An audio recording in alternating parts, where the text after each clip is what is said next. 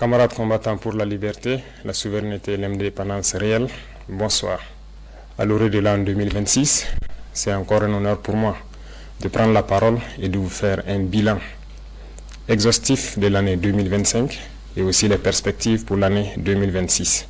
Mais avant tout propos, permettez-moi de rendre grâce à Dieu pour tous les bienfaits au cours de l'année 2025 et je continue de prier Dieu que 2026 soit meilleur à 2025. Permettez-moi également de rendre un vibrant hommage à nos vaillantes forces combattantes, forces armées nationales, volontaires pour la défense de la patrie, forces de sécurité intérieure qui veillent jour et nuit pour que notre patrie reste et demeure debout. Je prie pour le repos des âmes de tous ceux qui ont perdu la vie dans ce combat contre cette barbarie. Et également, je souhaite prompt rétablissement à tous ceux qui ont été blessés physiquement, mentalement dans cette guerre. 2025 fut une année où beaucoup de projets ont débuté. Parlant du secteur de la défense et de la sécurité, ce secteur qui nous intéresse tant dans ce combat, beaucoup d'efforts ont été consentis dans le recrutement de personnel au niveau des différentes forces. Également, plusieurs formations ont été entamées au sein de nos propres armées de façon endogène, ce qui a permis de créer beaucoup d'unités spécifiques qui font un travail remarquable sur le champ de bataille. En termes d'équipement, il y a eu l'arrivée au cours de l'année 2025 de beaucoup d'équipements lourds, mais également des équipements stratégiques que nous n'avons pas voulu présenter. Cet équipement va se poursuivre et le renforcement des effectifs va également se poursuivre au cours de l'année 2026 et la guerre va continuer à s'intensifier et notre armée va continuer de monter en puissance. Plusieurs opérations ont eu lieu sur le théâtre des opérations. Nous retenons principalement une opération audacieuse qui a été lancée il y a 2 mois de cela, l'opération qui a été baptisée l'Almazga, en français mur de glace. Cette opération audacieuse a permis à nos forces combattantes de se poser dans les sanctuaires de l'ennemi, là où depuis 5-6 ans on croyait impossible d'atteindre. Nos unités ont mis pied et ont reconquis ces zones. Ces opérations ont permis donc la reconquête de plusieurs dizaines de villages, en passant par la région donc de Nakambe, Napade notamment aux abords donc du barrage de Kompianga, en remontant par Namungu dans le Goulmou, en passant par Zagadegan dans le Kulse, mais également la zone de Namsigia autour de Djibo et Toulfé entre Djibo et Titao. Ces opérations ont été menées avec la plus grande audace et l'ennemi a été écrasé sur le passage de nos forces combattantes qui s'y sont installées et continuent leur progression au fur et à mesure. Les opérations vont se poursuivre jusqu'aux limites de nos frontières pour vaincre cet hydre terroriste qui trouble la quiétude de Burkinabé. L'armée va continuer à monter en puissance, les forces de sécurité intérieure également. Il y aura un petit changement qui va permettre au VDP de se projeter plus en avant pour appuyer les autres forces. Cette situation de conflit a également fait que nous avons malheureusement des personnes déplacées internes qui attendent toujours de rejoindre leur village. La reconquête se poursuit certes, mais au niveau de l'action humanitaire, nous avons entrepris un certain nombre de démarches au cours de l'année 2025, notamment en construisant des abris initialement pour ceux qui sont accueillis dans certains villages, mais pour ceux qui sont réinstallés, nous avons beaucoup d'efforts que nous avons consentis en reconstruisant des écoles, en faisant des fourrages, en aménageant des terres et pour pouvoir les réinstaller et qu'ils puissent vivre dignement au retour dans leurs villages respectifs. Nous allons poursuivre cette tendance parce que nous ne voulons pas que nos populations qui retournent dans leurs villages restent dans l'assistanat.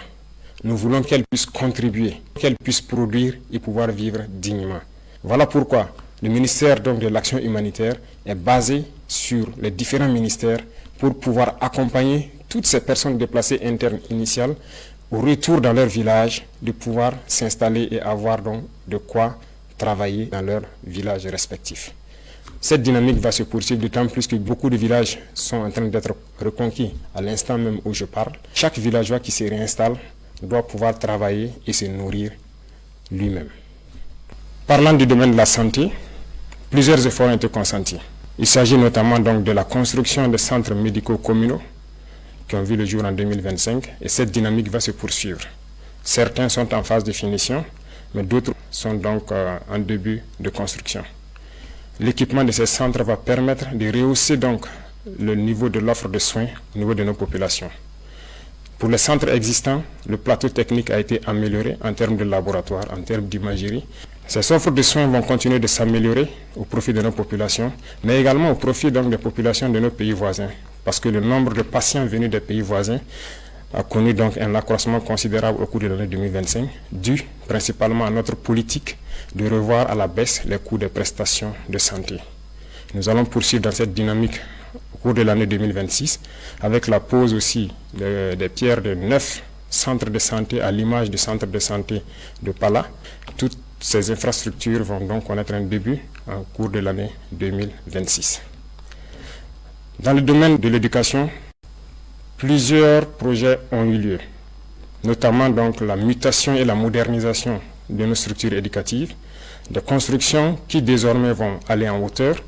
Et donc il y a un projet pour que 2026 soit le début effectif de l'implémentation de ce type de centres d'éducation tout au long de l'année et partout sur le territoire national. Vous savez bien que nous sommes dans une mutation pour amoindrir un peu l'effet de l'enseignement général et mettre l'accent sur l'enseignement technique et professionnel. Cette mutation est en cours. Beaucoup de lycées techniques et professionnels verront le jour, mais également très bien équipés pour pouvoir répondre aux besoins de développement de notre patrie. Du côté de nos étudiants, beaucoup de centres universitaires verront le jour donc, au cours de l'année 2026, mais déjà en 2027, nous avons commencé la construction d'un certain nombre d'amphithéâtres et de bâtiments pédagogiques. Certains sont en phase de finition et d'autres finiront en 2026.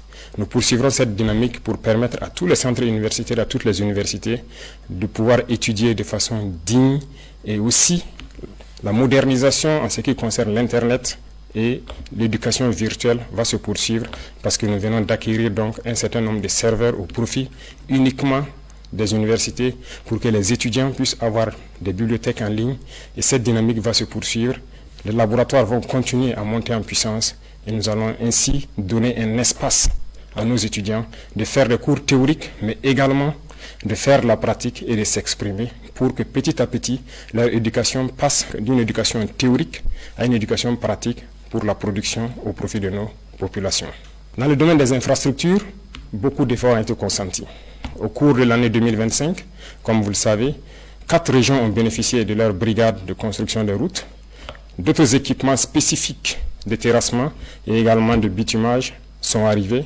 Et au cours de l'année 2026, s'il plaît à Dieu, 4 autres régions en début d'année seront dotées de brigades de construction des routes et ça sera le début effectif de construction d'un certain nombre de routes nationales et départementales en plus des autoroutes qui sont programmées. Nous voulons aller à un rythme soutenu, ce qui nécessite que nous équipons toutes les régions avant de pouvoir nous projeter de façon efficace, comme cela a été le cas avec le lancement des travaux de l'autoroute. Nous avons opté de changer le modèle donc d'urbanisme. L'État va prendre en compte la construction de nos villes. Aujourd'hui, la construction de nos villes est un impératif parce que ce que nous vivons, le problème sanitaire est dû au fait qu'il n'y a pas d'assainissement dans nos villes. Les espaces sont trop grands et nous avons opté de construire en hauteur. 2026 verra le début de grands projets dans ce domaine d'urbanisation et de concentration des populations pour exploiter l'espace et pouvoir assainir pour que nos populations puissent vivre dignement et en très bonne santé dans des centres assez propres, côté environnement et côté sanitaire. Dans le secteur minier, 2025 a connu des innovations majeures. Il s'est agi pour nous de faire en sorte de nous approprier de nos ressources minières, ce qui a conduit l'État à d'abord s'approprier d'un certain nombre de mines en rachetant avec certains partenaires, mais également en se mettant à l'exploitation des mines tant industrielles que semi-mécanisées, à travers la création donc de la SOPAMIB. Également, les sorties d'or incontrôlées ont connu donc une baisse significative à travers la création de la SONASPE qui a permis d'avoir un contrôle tant sur l'orpaillage traditionnel que sur l'exploitation industrielle donc, de nos ressources minières. Le secteur de l'énergie va connaître également une mutation en 2026 à travers la création d'une initiative. Une initiative qui va être axée sur l'eau et l'énergie pour permettre à nos populations de bénéficier d'eau potable partout où elles sont et également de bénéficier de l'électricité pour pouvoir vaquer à leurs occupations. Dans ce sens, nous avons entamé en 2025 un certain nombre de projets pour accroître l'offre d'énergie et aussi être indépendant pour diminuer les importations d'énergie au Burkina Faso. Chers frères et sœurs, chers parents, 2025 a été une année riche en termes d'agriculture et d'élevage. Nous avons assigné donc des objectifs au ministère de l'Agriculture et par la grâce de Dieu, la pluviométrie fut bonne et nous avons dépassé les objectifs pour plusieurs spéculations et d'autres bien atteints. L'autosuffisance alimentaire, qui est un combat de tous les jours que nous menons, nous pouvons dire aujourd'hui que nous avons atteint l'autosuffisance alimentaire au cours de l'année 2025. Nous allons poursuivre les efforts dans le secteur de l'agriculture, notamment en rachetant des machines tant pour les labours que pour les récoltes, en faisant des labours gratuits, fortement subventionnés au profit de nos populations, en subventionnant les intrants et également en leur fournissant des semences de qualité produites par nos chercheurs. Beaucoup de terres sont en train d'être récupérées par nos forces combattantes. Nous allons rapidement nous mettre à la tâche dès le début d'année dans l'aménagement de ces terres pour permettre à ces populations qui se réinstallent de pouvoir exploiter de façon sereine leurs terres et accroître nos productions. Dans le même sens, nous encourageons tous ceux qui sont dans la transformation, à petite échelle comme à grande échelle, de poursuivre les efforts et tous ceux qui comptent venir dans ce secteur de rapidement s'y ruer parce que la production va continuer à s'accroître. Nous avons aussi créé l'ONBA pour que les retenues d'eau puissent être réalisées dans chaque village. Ainsi, il ne sera plus question de cultiver au bout d'une seule saison, mais nous espérons pouvoir cultiver 2 ou 3 fois au cours de l'année. L'ONBA est en train de monter en puissance et d'ici là, dans chaque village, nous espérons avoir une retenue d'eau pour permettre aux jeunes de vivre leur métier d'agriculteur, leur métier d'élevage. Beaucoup de vaccinations ont eu lieu au cours de l'année 2025, pour la plupart gratuites, pour d'autres fortement subventionnées, ce qui a permis donc de préserver des millions de têtes de volailles, de bovins, de caprins. La pisciculture est en train de monter en puissance avec les cages flottantes qui sont installées un peu partout sur nos barrages, ce qui est une très bonne expérimentation qui a fait accroître la production piscicole de Burkina Faso et nous espérons que 2026 puisse être une année au cours de laquelle nous allons être suffisamment outillés pour atteindre l'autosuffisance et arrêter un tant soit peu l'importation de poissons d'eau douce au Burkina Faso. Les efforts vont se poursuivre également dans le secteur de l'élevage en faisant en sorte qu'en stabulation pure, les éleveurs puissent bénéficier donc de cultures fourragères et également à travers Faso Goulougo de bénéficier d'aliments de qualité qui seront produits et contrôlés par nos chercheurs. Tout cela contribue donc à atteindre l'autosuffisance alimentaire, mais également à participer à la transformation de nos matières premières et en vue d'une exportation vers certains pays amis qui voudront bien s'approvisionner au Burkina Faso. Camarades, dans le domaine de l'économie, 2025 a été une année prolifique pour le Burkina Faso. Je peux dire, en macroéconomie, sans me tromper, que notre économie se porte très bien. En témoigne, lorsque nous faisons le test d'aller sur le marché régional de lever des fonds, nous sommes toujours au-delà de ce que nous espérons. Ce qui prouve la confiance des opérateurs économiques et de certains bailleurs africains au Burkina Faso. Nous allons poursuivre les efforts, tant dans le domaine des impôts, de la douane, mais également de la digitalisation des opérations pour diminuer le risque de fraude au niveau donc de notre économie. C'est dans ce sens qu'à partir de janvier, il sera lancé normalement la facture électronique certifiée qui doit permettre au commerce de pouvoir se faire sans corruption. Et cela permettra donc encore d'accroître les recettes de l'État et de pouvoir mener un commerce sain au profit donc de nos populations. Nous allons poursuivre les efforts dans le domaine de l'économie à travers une économie saine qui doit permettre à ce que les investissements soient structurants et continuent à diminuer les dépenses de fonctionnement au niveau de l'administration. Les efforts consentis au niveau de l'agriculture, au niveau de la défense et dans tous les secteurs des infrastructures, notamment en prenant en compte la construction des infrastructures nous-mêmes, permettent de faire beaucoup d'économies d'échelle. Dans le domaine de l'énergie et de l'eau, les initiatives qui vont venir doivent permettre également de faire des économies d'échelle et de pouvoir investir dans des secteurs structurants. Tout cela doit permettre à l'économie burkinabé de faire une avancée significative. En plus de cela, les ressources minières que nous allons exploiter par nous-mêmes maintenant doit permettre en 2026 de faire un bond considérable en matière de PIB pour que le Burkina Faso puisse, dans un laps de temps, devenir une économie émergente à travers le monde. Dans le domaine donc de la culture, nous poursuivons les efforts, de sorte que nous revenons petit à petit à nos valeurs, à nos racines. Il n'y a que par cette manière que nous pourrons nous affirmer et développer notre nation. Je le dis parce que revenir à l'éducation technique et professionnelle et en combinant cela avec nos valeurs, nos connaissances endogènes, nous pouvons créer et innover à partir de ce qui existe et pouvoir arrêter un tant soit peu les importations d'un certain nombre de produits au Burkina Faso. Il y a beaucoup de savoirs endogènes qui permettent de transformer déjà nos matières premières. Il suffit d'ajouter de la science pour que cela puisse nous aider. Et la culture fait partie de tout cela et participe activement au développement de notre nation. Sur nos valeurs endogènes, nous allons mettre l'accent au niveau de nos écoles et des tout-petits. Parce que le Burkinabé, l'homme intègre, a des valeurs qui nous ont été léguées par nos ancêtres. Des valeurs d'honnêteté, des valeurs d'intégrité, des valeurs de dignité et des valeurs de patriotisme. Et tout cela pourra s'enseigner à travers la culture, aussi au niveau des tout-petits, pour que nous construisions le Burkinabé de demain. Beaucoup d'événements culturels ont eu lieu en 2025, mais en 2026 également, beaucoup d'événements culturels auront lieu et il y a des grands projets dans le domaine de la culture. Mais tout cela, comme je l'ai dit, doit être axé sur nos valeurs ancestrales endogènes qui doivent permettre de créer de nouveaux Burkinabés basés sur nos propres valeurs. Tout cela doit faire la différence avec le Burkinabé que l'impérialisme a voulu bien construire au Burkina Faso. Le Burkinabé nouveau doit être quelqu'un qui se départit de toute corruption et qui doit mettre la patrie au devant de tout ce qu'il fait. C'est à ce sens que nous pourrons vaincre ce terrorisme qui nous menace également aujourd'hui, mais également pouvoir développer de façon consistante tout ce que nous produisons ici et pouvoir être une nation puissante et émergente. 2025 a été une année d'industrialisation également.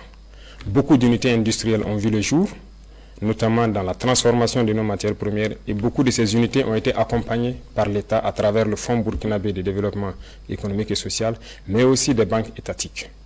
2026 sera aussi une année industrielle beaucoup plus importante parce que nous avons beaucoup d'unités industrielles qui seront prêtes au cours de l'année 2026, mais également, comme vous pouvez le constater, nous avons accordé des financements à certains privés à travers donc des institutions étatiques et certains fonds nationaux pour les accompagner à la création d'unités industrielles qui doivent transformer nos matières premières essentiellement. Nous avons fusionné les fonds en 4 grands fonds qui doivent permettre d'aider tous ceux qui veulent entreprendre et qui ont un minimum dans le domaine principalement de la transformation et aussi de l'agriculture.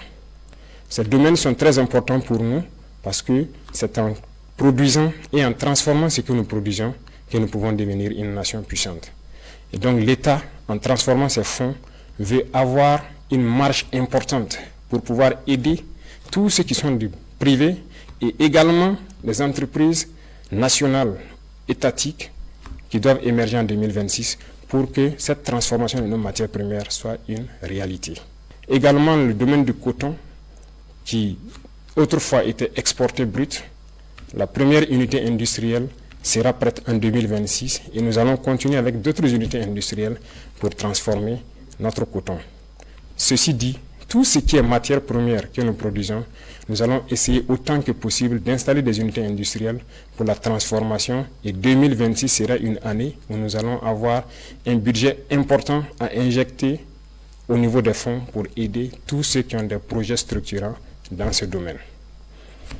Dans le domaine du sport, nous avons investi beaucoup à travers donc, le Bureau national des grands projets, également à travers le ministère au cours de l'année 2025. Un stade est en construction à Bobo-Dioulasso et qui doit finir en début 2026, mais également à travers toutes les régions, nous comptons créer des espaces pour permettre aux jeunes, premièrement de faire du sport pour rester en bonne santé, pour faire en sorte que notre jeunesse ne soit pas oisive. Cela contribue à la santé physique, mentale, mais également à la productivité de la jeunesse dans notre nation. Nous allons poursuivre les efforts dans ce sens au profit de la jeunesse et développer tous les types de sports qui puissent être développés au Burkina Faso et qui puissent faire en sorte que la jeunesse soit en cohésion parfaite. À toutes les équipes qui représentent le Burkina Faso à l'extérieur dans les compétitions internationales, nous leur souhaitons plein succès pour 2026 et particulièrement les étalons qui aujourd'hui défendent les couleurs nationales, nous leur souhaitons plein succès jusqu'à la victoire finale. Camarades combattants, le domaine de la justice est un domaine qui nous tient à cœur.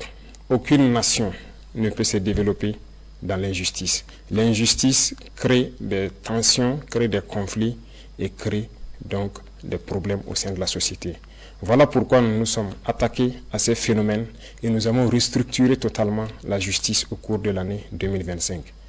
Cette restructuration va se poursuivre à travers donc le nouveau format du CSM qui intègre des personnels non magistrats, mais également nous voulons transformer totalement la manière de faire la justice. Et tout cela, je parlais de culture tantôt, nous avons décidé d'incorporer nos valeurs endogènes de gestion des conflits au sein de la justice. C'est ce qui donc a permis de prendre des textes pour intégrer donc la justice traditionnelle, c'est-à-dire le mode traditionnel de règlement de nos conflits. Il faut que nous revenions aux sources également dans ce domaine de la justice. Nous ne pouvons pas importer une justice et l'appliquer et espérer avoir la cohésion sociale. En intégrant donc nos valeurs ancestrales et en intégrant les personnes ressources pour le règlement de certains conflits, nous pensons que nous pouvons créer un espace de cohésion sociale fiable. En 2026, nous allons implémenter de façon physique sur le terrain ces différents tribunaux pour pouvoir régler la plupart des questions à l'amiable. Également, nous avons initié en 2025 le fait que les prisonniers puissent sortir, participer à la construction du pays. Ce n'était qu'une initiation. En 2026, nous allons faire en sorte que tous les prisonniers puissent connaître une reconversion. Au lieu de dormir en prison, nous allons faire en sorte qu'ils puissent participer, apprendre des travaux et se réinsérer dans la société. Cette nouvelle façon de voir la justice permet à ce que personne ne reste en marge. Tous ceux qui voudront construire le pays auront leur mot à dire.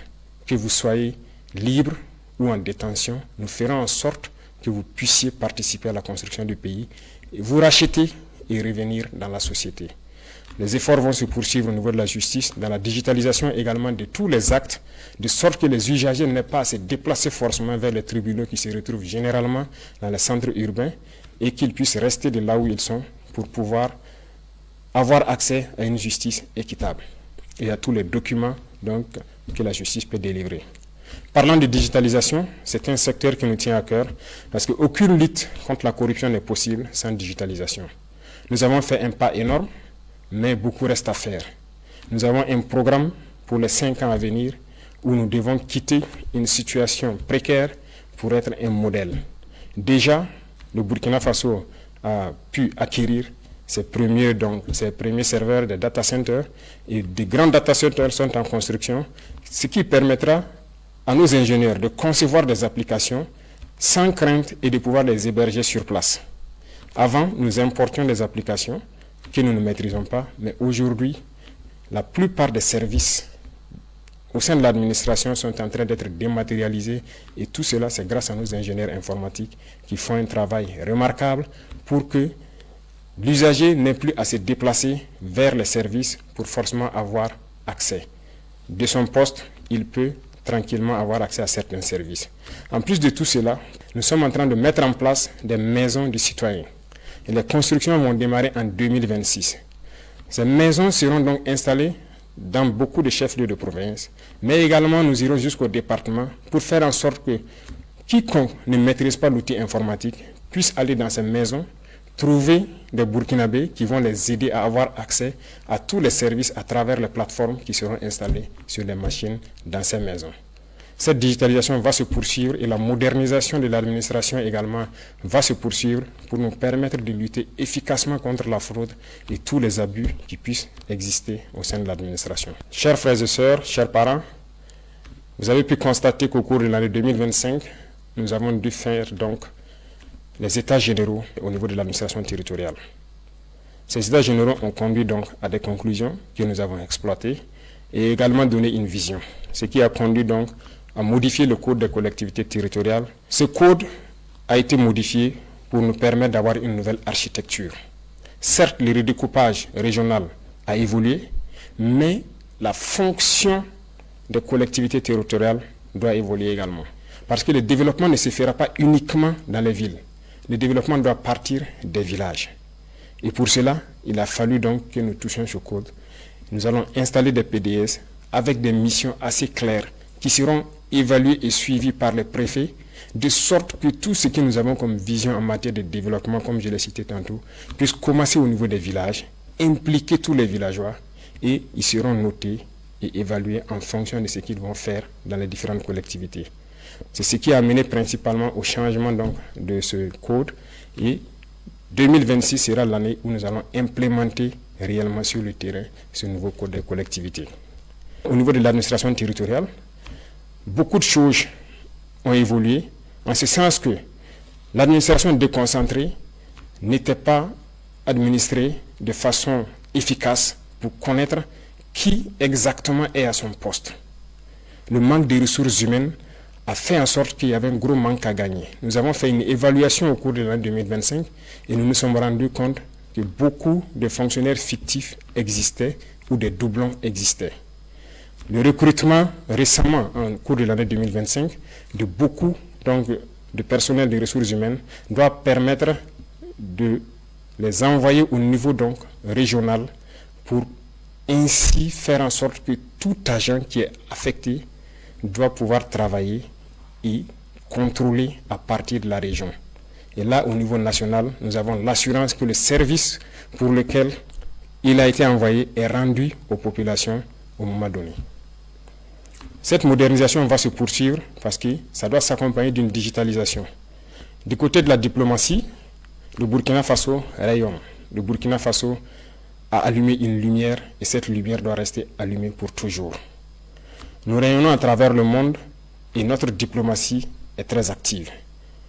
Des changements auront lieu certes pour réorganiser le dispositif diplomatique à travers le monde entier parce que la géopolitique nous l'impose et cette réorganisation a déjà commencé en 2025 avec un certain nombre de réajustements dans le traitement donc, des diplomates, mais la réorganisation spatiale à travers le monde entier aura lieu en 2026.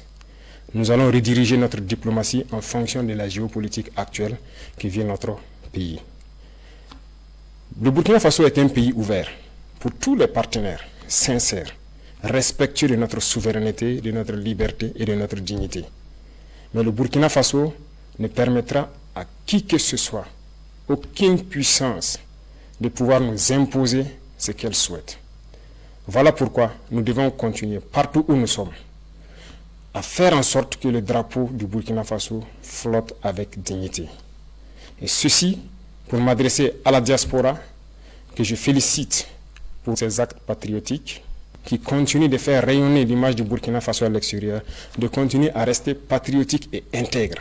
Parce que lorsqu'on parle du Burkinabé, nous devons entendre l'homme intègre, l'homme digne, et c'est ce que nous voulons au niveau de la diaspora. Et les encourager à travers donc l'organisation au niveau du Haut Conseil de Burkinabé de l'extérieur à revenir investir au Burkina Faso, leur patrie. Et nous leur ouvrons les portes et nous allons mettre tous les mécanismes en place pour qu'ils puissent revenir et investir de façon sécurisée. Au niveau confédéral, le Burkina Faso poursuit sa contribution au niveau de notre espace commun qu'est l'AES.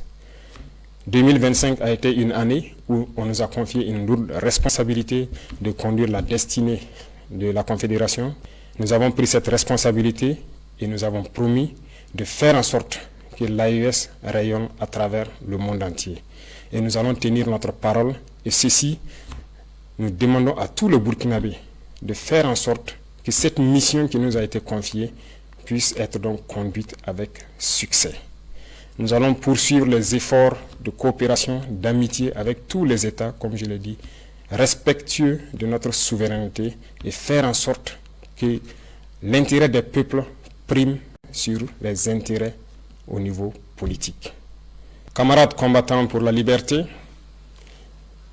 Je tenais à féliciter tous les acteurs, qu'ils soient du monde de l'éducation, de l'agriculture, des infrastructures, du monde de l'économie, les agents de la santé, nos vaillantes forces combattantes, pour tous les efforts consentis au cours de l'année 2025. De continuer à mouiller le maillot, comme on aime le dire, à se sacrifier, à se donner corps et âme pour le bonheur de notre population. Car la seule chose qui importe pour nous, c'est le bonheur de nos populations. Tout acteur de l'administration doit avoir cela en tête et faire en sorte que ces actions quotidiennes contribuent au rayonnement de notre patrie. À tous ceux-là qui communiquent, qui combattent l'impérialisme à travers la communication, je les félicite et je les encourage à redoubler d'efforts. Parce que toutes les guerres de l'impérialisme commencent d'abord par la communication. Et pendant les guerres, la communication fait la différence dans les batailles. La communication est un maillon essentiel, est un maillon névralgique pour le succès des opérations. Poursuivez votre effort de communication, poursuivez votre effort à faire en sorte que leur désinformation ne puisse pas toucher nos populations. Je vous félicite parce que vous avez fait beaucoup d'efforts ces derniers temps en prouvant aux yeux de tout le monde que le Burkina Faso est debout. Et quand je parle d'acteurs de la communication, je parle du monde de la presse, qu'elle soit privée ou publique, et de tous ceux qui œuvrent à travers donc les médias sociaux à montrer une image saine du Burkina Faso. Et je remercie également tous ceux qui ont pris de leur temps, qui ont quitté de l'extérieur, venir au Burkina Faso pour constater les réalités du Burkina Faso et qui ont pu le diffuser à travers leurs canaux pour faire comprendre à ces médias mensongers que ce qu'ils disent de notre patrie est totalement faux. Continuez dans ce sens parce que je le dis et j'insiste, la communication est un maillon névralgique dans le succès de notre lutte. Les révolutions passées n'ont pas abouti, nous connaissons les causes, mais nous ferons en sorte que cette révolution aboutisse pour le bonheur de nos populations. Le Burkinabé est intrinsèquement révolutionnaire. Voilà pourquoi toute la population doit mettre la main à la pâte, faire en sorte que la communication, l'intoxication et la désinformation de l'impérialisme ne passent pas. Pour tous ceux qui sont encore sceptiques, qui ne croient pas en la dynamique, je les invite à regarder un peu dans le rétroviseur. Dans le passé, il y a quelques années, comment était le Burkina Faso, à faire un mea culpa et voir exactement ce qui a été fait au bout de ces 3 années et rejoindre le bateau. Nous ne voulons pas exclure quelqu'un, mais comme nous l'avons dit, si quelqu'un ferme les yeux et refuse de voir le soleil, nous ne pouvons pas faire autrement que de le laisser en marche. Nous allons évoluer, nous allons continuer, nous allons poursuivre notre lutte. Le Burkina Faso vaincra, le terrorisme sera un passé et nous ferons en sorte que le visage du Burkina Faso qui est connu aujourd'hui, dans 5 ans, nous ne puissions pas le reconnaître. Bien sûr, le changement sera positif et nous devons le faire pour nos enfants, pour les générations à venir. Et ce combat est bien possible et il est déjà gagné. J'invite tout un chacun à redoubler d'efforts pour que 2026 soit meilleur que 2025. Vive le Burkina Faso, vive notre patrie libre, digne, intègre et prospère. Bonne et heureuse année 2026. La patrie ou la mort, nous vaincrons.